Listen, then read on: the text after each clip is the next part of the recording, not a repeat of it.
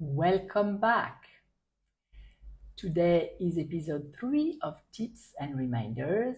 And what I wanted to talk about is I know a lot of you consider yourself conscious parents.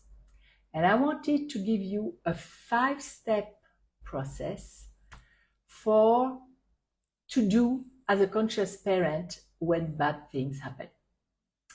So I know I practice them in my life, I teach them to my clients, and now I'm reminding you of them or I'm teaching you of them because, like I said, it's tips and reminders. So first of all, thank you for being here. And I don't have my glasses, so I don't see if you put comments yet. I'll put them at the end. I don't see a lot without my glasses, but the glare of the lamp is really driving me nuts. So what do conscious parents do when bad things happen? The first thing and the most difficult thing for all of us, whether we're talking about parenting or anything, when bad things happen, is acceptance. Yes. Usually we go directly into resistance, whether it takes a form of denial or it takes a form of rehearsing in a loop. What if I had done this? What if I hadn't done this? What if I had said that? What if this or what if that? I wish I could go back 5 minutes before this happens. I know that happened to me back in time when I had a car accident and I backed out and I forgot to look that because someone very intimidating was coming my way in a French street that are very narrow.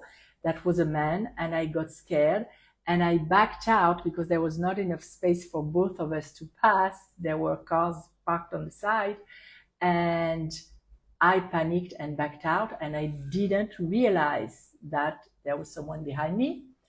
And as it happens, it was a former high school acquaintance that was very funny. So we go back and we're like, oh, if only I hadn't backed up, if only I hadn't blah, blah, blah.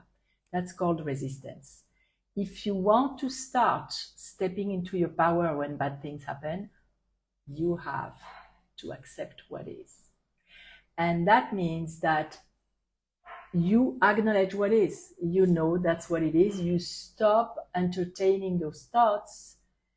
And instead, you go to step 2, which is you give yourself permission to feel the anger, to feel the sadness, to feel the regret, to feel the frustration, to feel the fear.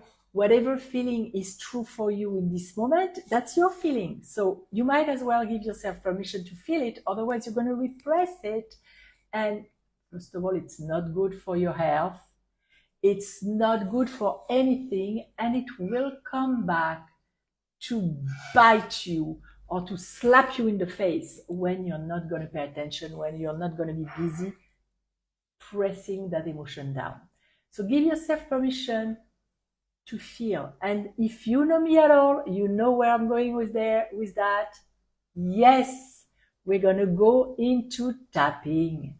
So you're going to feel what you feel, acknowledge it, be aware of it, see where it falls in your body, see what story you tell yourself in your head about that emotion, about everything, and start tapping until you get to a more neutral emotional state. And sometimes it takes a few days, because if something happens and it's really a big challenge, it can take a few days. Give yourself permission to feel. Do not bypass that. You will pay the cost later and you won't be as empowered. So once you have tapped on it, no matter how long it takes, of course, do not dwell in it for days and weeks. No, give yourself a certain time to feel it. Tap on it every day, tap on it every time it comes up, process it and release it. And then you go to step 3. And step 3, there may be also resistance there. I know you, I know me, I know us human beings. And if you're just starting to practice that, it's going to be maybe harder. You will have a lot of resistance. I've been practicing that for years, so the resistance is very low now and sometimes not at all. in every bad thing that happens, there is also a possibility for a lesson or for something good. Yes, no matter what.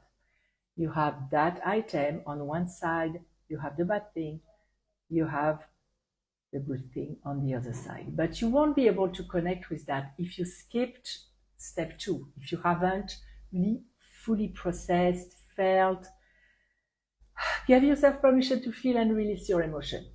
So what lesson could be embedded in that bad thing happening?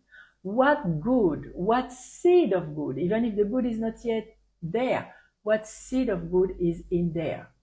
Maybe it's just, if we're talking about our teenagers, they will learn that there are consequences to what they're doing.